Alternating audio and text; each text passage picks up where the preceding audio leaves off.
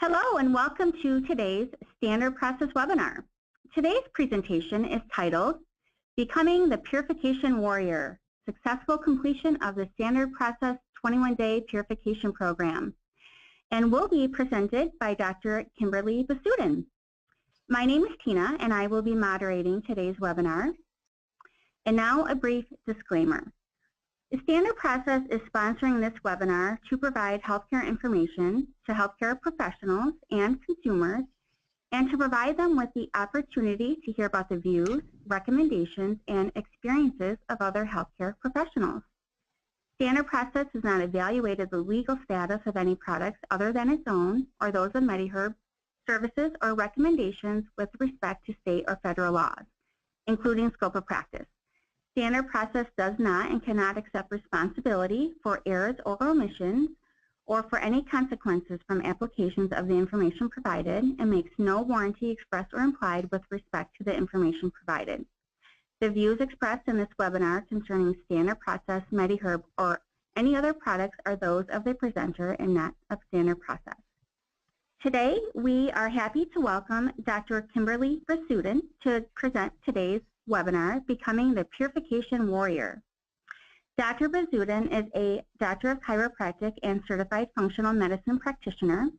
She has created several curriculums with innovative techniques to help not only her patients, but also her colleagues better understand nutrition and its impact on well-being. The Standard Process 21-Day Purification Program is a passion of hers, and she's been teaching the program to healthcare professionals and patients for more than a decade. And with that, I'll hand the controls over to Dr. Besuden to begin today's presentation. All right. Well, welcome everyone. Thanks for taking this special time out of your day, and we're excited to do this for you. The purification, as Tina said, has been a passion of mine, so I want to introduce it to you and give you the opportunity. Since you can't come visit me in Florida and take the class with me, this is your next best option, although Florida is lovely this time of year for you northerners. So let's get started here. What's in the world that we live? Well, it's quite interesting that we have this beautiful place we live, but it's a crazy thing of all the toxic substances that are actually in our environment. So if we're going to look at just the toxicity in our environment, we're looking at a lot of different things. You know, when we talk about the word toxic, it just means relating to a poison. It's capable of causing injury or death, a toxic chemical or substance. So, you know, that word is kind of a scary in itself. But our world is really full of them, and you know, my event here today is to really kind of make you more mindful so that you know that the exposure that you do have. So where are all these toxic substances coming from? And there's an amazing amount of them, so let's just see here. So say you wake up in the morning, hopefully everybody wakes up in the morning, and we look at just what our everyday life looks like. So you get up in the morning, and you know, kind of you can count through these as you go too, what your day looks like.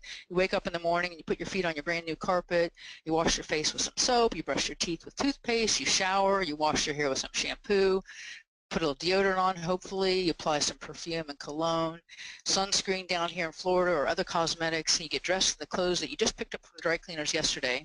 Then you go into the kitchen, you eat a bowl of healthy cereal with milk, and then you get into your new car that has been parked in your garage, which is attached to your house, and then you drive to work or school and you sit in traffic for 20 to 40 minutes a day.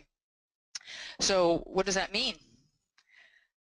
Okay, I know, it's a little overwhelming. So we haven't even gotten past the day, but look at the several moments we've just spent, and you're already unknowingly exposed to some environmental toxins just when you get up for your start of your day.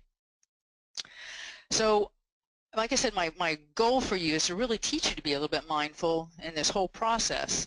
And when we look at that, I give you some homework here. So if you have a piece of paper to jot a few notes, this EWG.org, Environmental Working Group, I use this, I recommend this a lot to my patients, to other doctors, to make you do your own homework. So you can do your own homework by looking at the household items you use, whether they're cleaning items or personal hygiene items. Go to this website, you can just put the word in of what your product is, and there's a little search mode in there, and you can find out all about how they're rated and the exposure you have from those particular products. This way you can be a little bit more mindful when you make your selection in the future. But it's a great resource, and I like to to be able to have patients have some place to go when they're learning.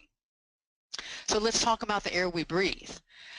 We have a lot of stationary emissions from factories, mobile sources. You've got airplanes, buses, cars, motorcycles. We also have sources from our gas stations, our businesses, and even our homes. And then take a look at our United States just recently. We've had forest fires, we've had flooding, we have storms. Well, all of those cause a host of environmental toxins that we're exposed to as well. So those same emissions are carried in the wind. Well, the wind kind of transport all of these things, and then they also then start a secondary chemical reaction. And so the EPA, which is also a great website source for you to use as well, the EPA.gov, will give you all these deep explanations of all the pollutants that are available in our areas. The most common that we see are carbon monoxide, lead, nitrogen dioxide, ozone, and in particulate matter, just substances that are still kind of floating heavy in the air, and sulfur dioxide. So like I said, you need to know these exist and make your local, you can go to like EPA.gov and you can put your area in where you live to find out what the air quality is. I think it's always, if you know better, you can do better. So we have some choices we can make here. Then we have to look at, are the foods, what's in the foods that we eat.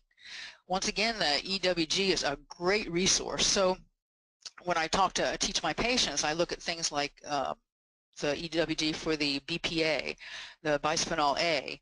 So in their database, they researched 16,000 foods and drinks that are packaged in the materials that have chemicals. Well, in one of the research studies they did, the chemical and the epoxy that's used inside of cans to prevent corrosion is a toxin to our bodies. So that's found in 126 million canned foods manufactured in the U.S. each year. So when you get your cans, you want to make sure you read on the side label and it'll say BPA free. If it doesn't say that, make a better selection. This is about teaching you, I can't be in your home or go grocery shopping with you, so this is the next best thing. So then we have to talk about that BPA, that contamination. So before you've even eaten or drank the item, the CDC then is telling us that in 2003, with a study they did on BPA, that the findings demonstrated that 93% of the population of people 6 years and older were found to have the BPA in their urine samples. 93%. That's huge. And BPA, like I said, we don't have time to go into the depth of it, but that's all research that you can do. So EWG, CDC, BPA, and all the initials, all the AKAs. So then like I said, it's not that I'm in love with the EWG, but it's just a nice amount of information. So each year they put out a list, and this year was for 2016. They have the Dirty Dozen list, and so these are the fruits and vegetables that are going to be most susceptible. What they do is they take all of them and they make a data list, and they research and analyze the pesticides that are in residues in fruits and vegetables, and then they rate them on popularity. So 48 of the popular items are rated, and the lowest number being the worst, but these are the ones that made the list of the Dirty Dozen. So when you're going to buy your fruits and vegetables, you want to be more aware of maybe purchasing something more organic so that you can steer away from some of these foods that may have the pesticide residues and the fertilizers. So that brings us to the next issue. We have a huge problem in our United States. 70.7% of American adults have a BMI of 25 and over. So if you don't know what your BMI is, there's all type of programs on the internet that you can look at, and they will have whatever you need to calculate your body weight and your what you weigh and your height, and that calculates your BMI. A healthy BMI is 18.5 to 24.9, and you can see by the silhouettes here, obviously the one on the left is the healthy BMI. So anything over 25 is getting you into trouble. So if you don't know, you can ask your healthcare provider. They should be able to easily calculate it with the programs we have today. So this is an important issue. If we're talking 70.7% of the Americans in the United States, that's 2/3 of our population. So we need to get busy here. So look at this picture. This is really interesting. So CDC, they kind of get bored back then in 1991. They didn't have anything to do. We don't have all the crazy stuff we have going on now. So what we see here is, look at 1991, 15 to 19% of the people had a BMI over 30. So when we look at 1997, we've increased up to 20%. We've started adding little colors in there. Look at Mississippi. It's always a problem state. And then we get into 2001. So each decade here or so, we're having to add another category. So you can see how the problem gets worse and worse. This is 2010. Look at we've added another category. And then when we get to 2015, you can see they've added even another category. And you know, that's a scary thing. This is a problem that you and I can really manage and take care of. But if you don't know how, you can't. So what's really happening here is we've got a lot of food issues, consumption issues that have changed over the years. And if you look at these changes from the 1970 area to 2010, look how just the foods have changed. 240% drop in margarine, a 3% drop in butter, but look at the rise in cooking oil. So we're making some selections that were good, we're dropping, and we're bringing up the bad selections. Whole milk dropped from 74%, and then we said, well, milk fat is bad for us, so we started drinking 1% milk. And then look at cornstarch. I mean, that's a huge problem with our weight management in the United States. It's just the cornstarch and the refined flours that we eat. And rye flour, which is a great flour for us to use, has a 40% drop. And then look at your fruits and vegetables. I mean, you've got these drops in the good fruits for us, although we have a rise in strawberries. So it's interesting to watch how we change as a nation in the foods that we eat.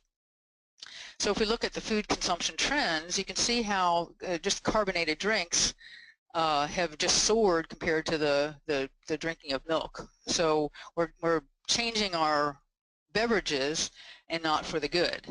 And if we look at the food consumption, again, with just coffee and carbonated drinks, so we were drinking a lot of coffee, and then as carbonated drinks came in, they kind of started topping us drinking coffee.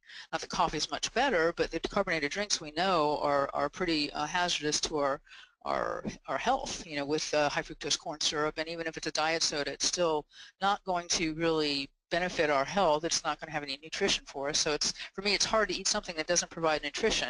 It's kind of like wasting your energy. And then we have mega-sized things here. In the 1950s, we had little tiny hamburgers and little tiny French fries and little tiny drinks, and now we have big drinks. And when you look at the comparison from the 50s to now, you can see why we have a problem. We have, you know, big sodas, you know, make big bodies. So we want to make sure we watch those kind of foods. So that's where this all kind of comes into play as far as, you know, also the ingested chemicals. I mean, the FDA alone allows 10,000 chemical additives to be used in our foods. And in 2000, Americans were, you know, we had like 155 pounds of caloric sweeteners compared to only 106 pounds in the 1950s. And then, you know, in 2012, we had almost 14 pounds of additives in our foods. So, and then if we look at our salt intake, we have like 2.74 pounds per person. That's in 2013. So we're talking, you know, some major changes which are all things that we can manage, and if you know better, you do better. So that's part of our purpose here today, is to teach you that. So, you know, how do we deal with the air pollution? You know, you can't go live in a cave. We could, but it's not really going to work. So how do you limit your exposure? So we have bees at our house, so we don't have our yard sprayed, and we watch the skincare that we use and the products that we use on our house cleaning. We have all foods are organic, and we make good selections, so it is in a can. It's BPA free. We tune up, you know, our body's natural detoxification ability is so pristine, but how can it keep up with all this? So that's why, for me personally, and with my practice, I think it's really important that a minimum of a whole, you know, once a year, a whole body detoxification is really, really necessary. And when you just have seen what I've showed you, I mean, that's, you know, you can see why. You know, and these toxins that we either breathe in or expose in our skin or we ingest, they have cause a host of conditions. You know, food cravings and weight gain, fatigue and difficulty sleeping, reduced mental clarity, low libido, joint discomfort, indigestion, stuffy head. And if you look at those, you know, you can look through the list and see, oh, I have 2 or 3 of those, or you have all of them. And it doesn't have to be that way. So here's what you can do, and I have my patients do this on the first night. We teach our purification as a class. So here's what we do: is we show the toxicity questionnaire. We have them fill out front and back, and you can go online. The website's right down there, the standardprocess.com /TQ, and you can take it online. But it'll give you a host of information on what you're really exposed to, because like I said, if you know better, you do better. So if you look at that, when you score it, the higher the score, the more concern for that particular person. And most of my patients think they're really not at any risk or an exposure until they do this toxicity questionnaire. So if in any individual section the total is 6 or more, if the grand total for sections 1 or 2 is 40 or more, then you definitely could benefit from some type of clinical purification program. So that's where, for me, it's a no-brainer to perform this each year for the practice. So the total exposure on top of all these exogenous, meaning things that are exposed from the outside, our bodies have to clear those that are made in our body daily. But our bodies really weren't meant to handle all this current exposure, and our bodies become overwhelmed. So we have systems already in place in our body to manage these detoxification purposes. And what I see here is, you've got 4 great areas, like the liver, the kidneys, small intestine, large intestine. And way back in the day of Hippocrates, even they knew that all disease began in the gut. So remember, back in the days, doctor really means teacher, so that's why we try to teach you. And so if we know it begins in the gut, that means what we eat in our mouth, we can certainly manage that. So we talk about the GI tract, the gastrointestinal tract. The small intestine is kind of like the guard dog as it first comes in. If it's not broken down, you're not digesting properly, then the particles of food are very, very big. So what happens is those big particles then get into the small intestine. The small intestine says, I don't know what to do with this, and so you either throw up or it says, I'm going to put it on through. Then the large intestine has to manage that, and your immune system is actually in the large intestine, so it has bacterial and dietary antigens that help to make you work through that exposure. So if the small intestines couldn't filter it out, then the large intestines kick in. But the liver, now the liver's the Mac Daddy. Liver Mac Daddy, let me just tell you, blood passes through the liver at the rate of 3 pints per minute. It's the most metabolic organ. It has 600 known functions, and they now are doing research, and they say that it's close to 700. And it regulates major processes that go on in the body: carbohydrate, fat, protein metabolism, stores glycogen, which is your sugar in your blood, vitamins A, D, B, iron, and copper, detoxifies the substances. And it's the only organ in the body that has 2 sources of blood supply, the hepatic artery and the portal vein. And if you look at that, you can see the gallbladder kind of tucks up underneath there. Well, the gallbladder holds the bile, but the liver makes the bile. So what is detoxification? What does that mean? So when we look at the whole picture of detoxification, we have to understand, is food going to help us or is it an enemy to us? So the liver then has to do the biotransformation of all the substances, because every bit of blood passes through the liver. Anything that goes into your gut goes into your liver. And then the liver's job is to render that substance to a form that's easily excreted.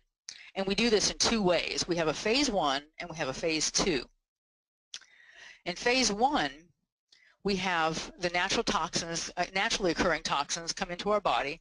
We have this fancy process called the cytochrome P450 enzymes, and they come in and they kind of make a little bit of a change, and those changes that happen render some of those toxins easy to be sent out of the body through kidneys, through urine, through bile. Well, the problem is there's sometimes some reactive and intermediates that actually cause those phase 1 toxins to become even more toxic in their phase 2. So it's conjugation happens there, and then it makes it even more toxic than the initial. So the phase 2 comes in to help to excrete those secondary toxins that are happening after that phase 1. I mean, this is a class that I teach for doctors in 4 hours, so I'm giving it to you in 4 minutes. So it's a really, really a powerful way that the body expresses itself in a detoxification process. So we look at foods. I mean, food is our pharmacy. Foods that support this phase one, that initial detoxification, are your brassicas, which are your broccolis, nutritional yeast, whole grains, citrus with the exception of grapefruit. And you can kind of, there's a lot of information online, but grapefruit, you can go on and Google that. It does have some reactions in the body with some medications that people take. So if they say food is not powerful, well, then why do they exclude fruits like that, so that they are powerful?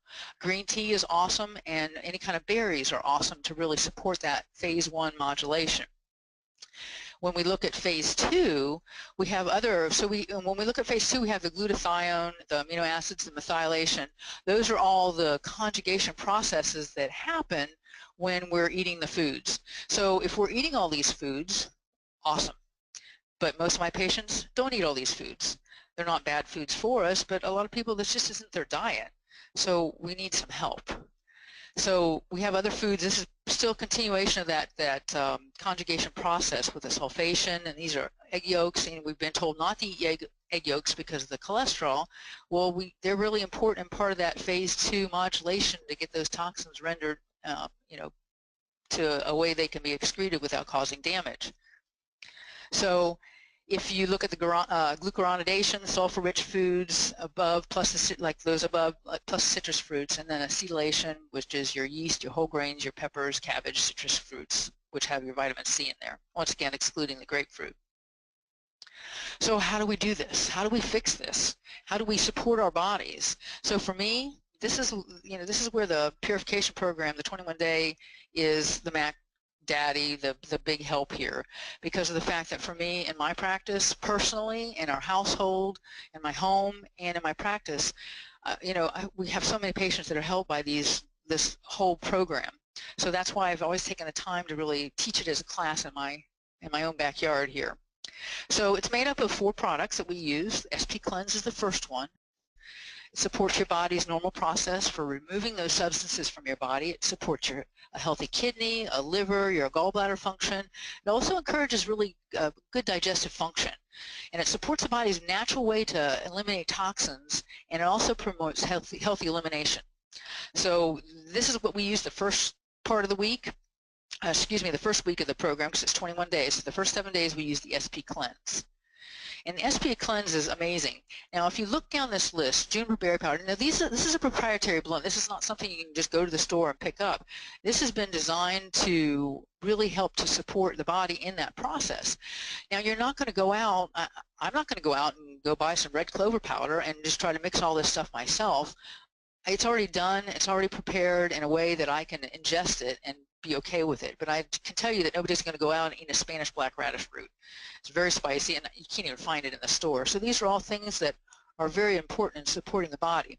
So when we do the SP Cleanse, we take 7 capsules 3 times a day.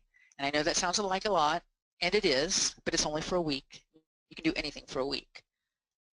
So the SP Complete, then, this is the powder that we use to make a shake. And please don't be confused that using just the shake is all you're eating, because you will be eating food along with this. But this is the support part for the body while we go through this detoxification process, or clinical purification, probably a better way to describe it. So the SP Complete has whey protein powder, flax meal, rice protein powder, and a host of buckwheat, Brussels sprouts, kale powder. Still, and these are things a lot of people don't eat, so it's easier to put it into a shake and mix it up, and I'll tell you how to do a shake at the end. So you'll do 2 scoops of the SP Complete and have 1 to 3 shakes per day. For me, most of the time I do 1 to 2 shakes, and I'm happy with that. Most people, after they've gone the first week and know that they're not going to starve, they're actually eating food, that 1 to 2 shakes really is convenient. But wait, this is awesome, because I've been doing this program since 2004, and this year, when I got to introduce it at the FCA convention, they have SP Complete chocolate and vanilla, and it's amazing. You have to use a little bit more, you use rounded tablespoons or scoops, and you can just do it in water, which is what I love, in a shaker bottle. You can ask your practitioner. We've got some standard process shaker bottles with a little blender ball in it, and you just shake it and go. I like that. It's simple, it's easy, and to do on the run, and that makes it really, really helpful. for those of you that are dairy, are lactose intolerant, we do have a dairy-free version, and it has a rice protein and the flax meal powder. It just doesn't have the whey protein, so it has a little bit more of the rice protein powder, so we've got you covered. So all of these, the SP Complete, the vanilla and chocolate, and the dairy-free, they're real important because they provide the amino acids, they support intestinal, muscular, and immune health, they provide that antioxidant activity that our body needs. The liver function gets supported so that it can have a healthy function. The body's normal toxins then, or the elimination function, is really supported. And those proteins, which the one thing I like being an athlete is the whey protein powder that's in it, is probably the best biological form, and your body readily utilizes it right away. So you don't have a lot of extra stuff in there, so your body can really, it keeps that integrity, so your body can really utilize it. And then it maintains, supports maintenance of a healthy weight when we combine it with a healthy lifestyle, which are two things that I'm big about in my practice. I'm a big doctor, not a big doctor, but I'm a doctor that's really supportive and by myself, by practicing what I preach. I can't tell you to lose weight or do some weight management and me not do the same. So if I can do it, you can do it. So we use the powder throughout the whole program. We always have to have a little fiber in here, and the gastrofiber is mostly what I use. We have another product I'll show you in just a second, but gastrofiber, it's a proprietary blend of psyllium husk, which, as probably most people know, is really good for absorbing and becoming very fibrous to clean out the intestines. And all of these, the Cloisonnia root, the apopectin, the fennel, and the fenugreek, all are very hydrophilic, which means they love water. So they absorb the water in the system, and they kind of go through the system and kind of act like scrubbing bubbles and kind of clean out the system. So we do 3 capsules a day, 3 times a day, and you do that throughout the whole program. So the first week, I know it sounds like a lot, but it's only for the first week. And then the whole food fiber, and any of these tablets, capsules, you can open them up and put them in your shake. I personally don't like the SP Cleanse to put it in for the shake for that first week, but everything else you can put in the shake. I've done it for so long, it's really not a big deal for me to do that. So, and most of my patients are fine with it. And most of my patients will stay on either whole food fiber or gastrofiber once they've completed the purification program. But the whole food fiber has a little different. It has oat fiber, beet fiber, rice bran, carrot root, sweet potato, beetroot, apple pectin, and carrot fiber. So a little different fiber source, and it's in a powder form, so you can put it right into your shake. And the good thing about fiber supplementation, it really encourages that healthy intestinal environment, and especially the gastrofiber is the fiber that actually feeds the good bacteria, so that's really important to have that. It helps to cleanse that lower gastrointestinal tract and encourage the healthy GI tract. Remember, that's where your immune system is. And it maintains that healthy lipid and blood glucose levels in those that already have a normal range. Supports your bowel function. We know how important that is. If you don't go, you don't feel well. This program helps to promote that. And I always tell patients that you're not going to have to sit by the toilet. I think that's really important that you know that. Your body will just function normal. You'll eat and then you'll want to eliminate, and not in a bad way. So most of my patients have not a problem with it, so I would encourage everybody just to be excited that you're going to have normal function. Healthy epithelial cells in the bowel, and like I said, once again, it supports that immune system. And we take this throughout the whole program, like I said. Green food comes in the second week, and it's got the buckwheat leaf and juice, Brussels sprout powder, kale, barley grass, and alfalfa. Now, I know personally I won't go out and eat alfalfa. I may eat some of those other things, but the way the green food is, it's a great source for all those Brussels sprouts, kale, and barley. All those things are really good at supporting the liver and the gallbladder. So I think it's really good. To me, it feels like it kind of helps to really support them through that cleansing process. So then you switch to that the second 2 weeks you do 2 capsules a day, 3 times a day. So it makes it a little bit easier to remember.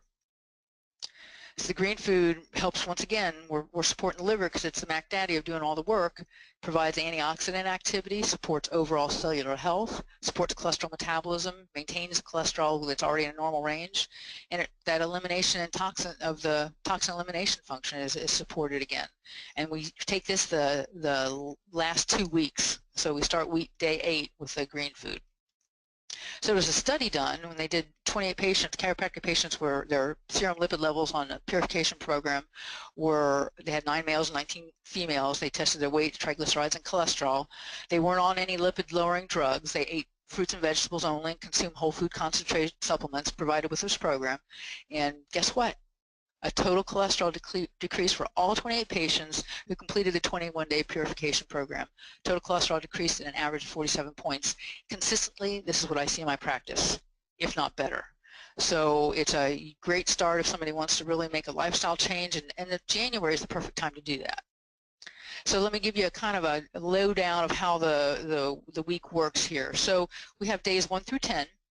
So the first 10 days we don't do any animal protein, because for me the animal protein kind of takes a little bit longer to digest and break down, and so we want to kind of clean the system out and make it a little bit more gentle on it. So you can have if you want to eat 4 heads of broccoli, by gosh, go ahead and do that. So average serving size is half a cup. Rule is twice as many veggies as fruits. And I try to have my patient eat organic as much as possible. You can eat them raw, you can stir fry them, you can lightly steam them. No dried or canned veggies, but you can do frozen. You know, have some emergency. I'm a kind of a person, when I get home and I'm hungry, I want to eat now. So if I have frozen stuff that's already in there, it's easier for me to kind of pop it in a steamer and go. You want to eat a rainbow for your nutrients, and you want to eat high water, high fiber foods for best results. So I always say nutrition-rich and fiber-dense foods is what you want to look at. And try some new foods you haven't eaten, because I guarantee you your taste buds will actually change during the process, because your palate will be clearer, and if you could taste a real an organic carrot compared to a carrot you buy regular in the store, it'll be a host of difference. The regular carrot will taste like dirt, and the organic carrot will have the sweetness that you won't even be able to believe. So you can have salads, unlimited fresh vegetables. You know, can't use any pre-made salad dressings. I'll talk about that next year when I do the weekly. You can make your own dressings by adding olive oil with lemon juice or some spices. You can use the vinegars, the apple cider, balsamic, red wine, and white wine. You know, for me, I'm not a big dressing person. If I have some tomato and a little avocado on there, I'm a happy camper. So then fruit. Now, remember, the rule is twice as many veggies as fruit. What I have my patients do in the program, I have them use most of their fruits in their shakes and not snack on fruits, because you know that fruits have a lot of sugar in them, and if you're you know, trying to have a healthy weight management program here, the sugar and the fruit may not make your weight management program work so well. So you want to eat those also as organic, and remember the Dirty Dozen list. So you want to look at those lists and make a good selection there. Still no canned or dried fruits. Dried fruits are high calorie because they're condensed, and but you can do frozen. We use frozen in our shakes, which I'll show you at the end. And you know, if you have some diabetic considerations, you want to limit your fruits to the ones that are low in the glycemic index. So your fruits and berries, apples and pears. No bananas unless you're going to use it in a shake, because I have my patients tell me all the time, I have 2 bananas a day and I don't know why I'm not losing any weight. Well, because you're having 2 bananas a day. But we use we're in Florida, so we have our own bananas. So we have a banana palm. So we have our bananas, and I use half a banana of a small in our medium shake in our shakes. So here's my rule in big screen here: twice as many veggies as fruit.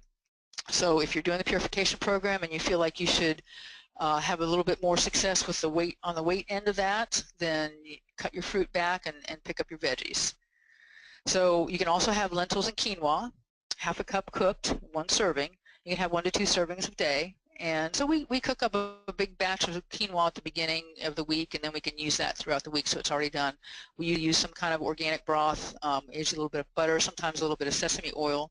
And you know, lentils are great for anybody that has some diabetic issues, because they're a little bit higher in protein and lower in the glycemic index. And quinoa is too, but lentils are a little bit greater in that faction.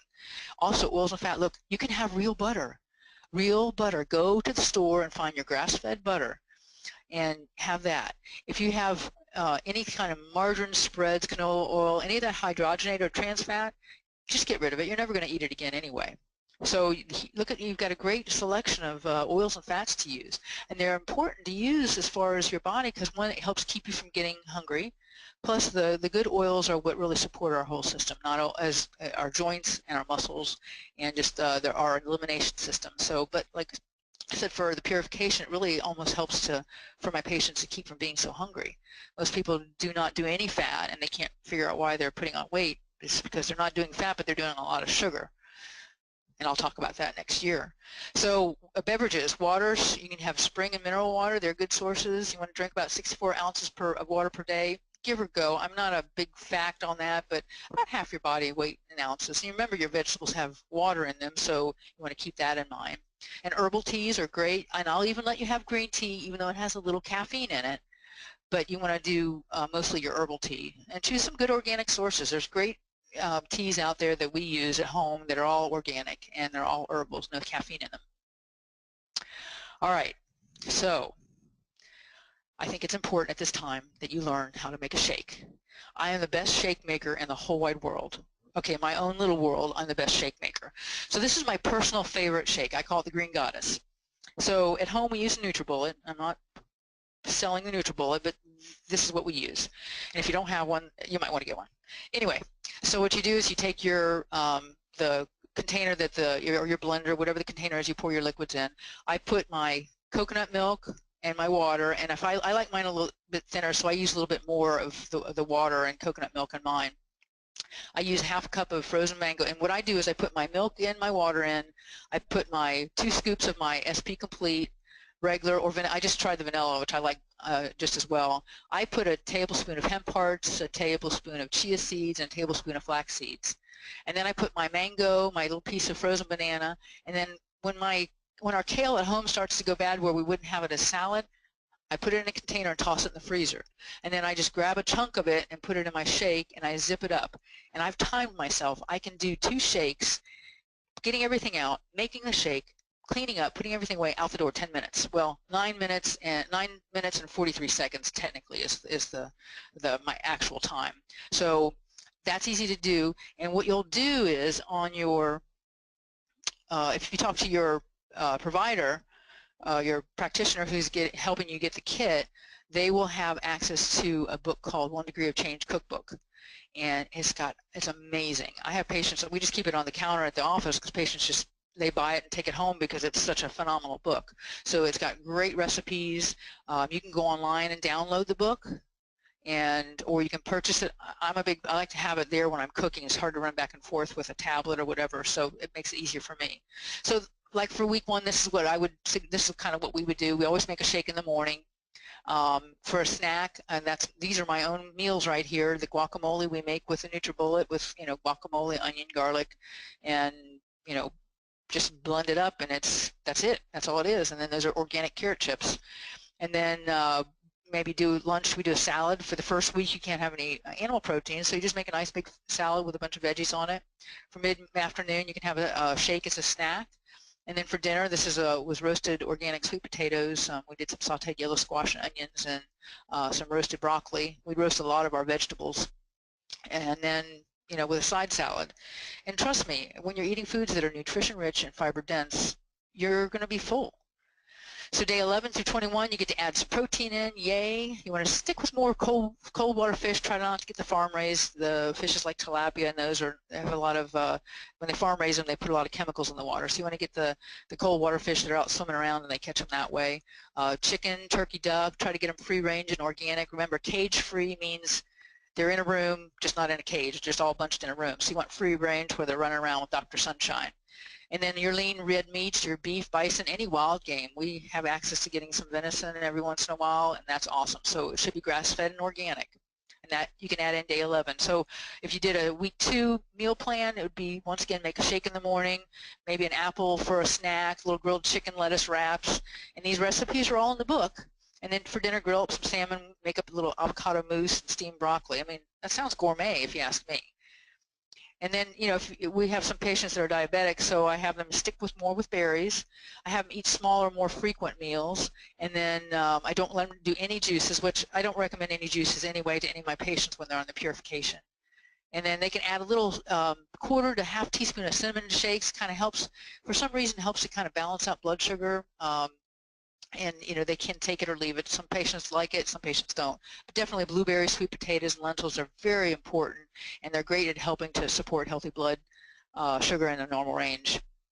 So what do you expect? I've told you all this stuff. I've scared the heck out of you. Hopefully not. But here's what's going to happen. So the first week, I always recommend patients don't do any caffeine or start cutting their sugar back the week before they start. It makes it a little bit easier. But because we're eliminating, and remember, urine is one of the ways our body eliminates toxins after they've been processed through the body, you'll have a little bit more frequency of urination. You're going to be drinking a little bit more water. The shakes have water and the veggies have water, and that helps the body to flush out substances. You'll have the increased bowel movements. I always tell patients it's like a puppy or a baby. You feed them, they eat, and then they poop. So that's kind of what will happen with you. In the first couple weeks, they'll be voluminous, and then as your body gets better at eating the good foods and absorbing it, then your body will have less. It doesn't need to get rid of it. It's utilizing everything. Some people have some side effects like a headache kind of feel, or achiness, itchy skin, sometimes fatigue.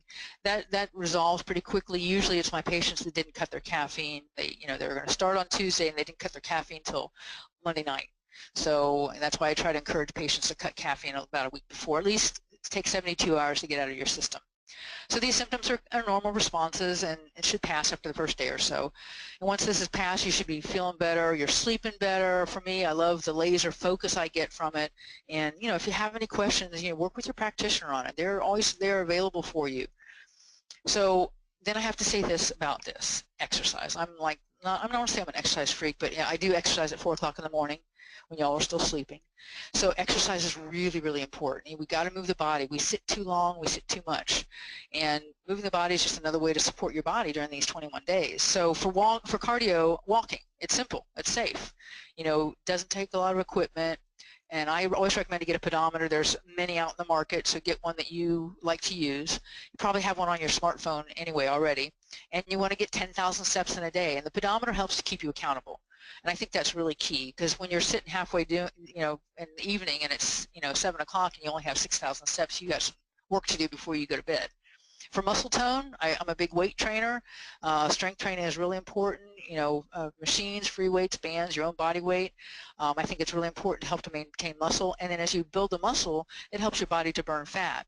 You want to do that 3 to 4 times a week. And that's a great time to start at the beginning of the year, because then you have time to build a habit. And remember, it takes 21 days to build a habit. So to me, the 21-day program is just ideal for that.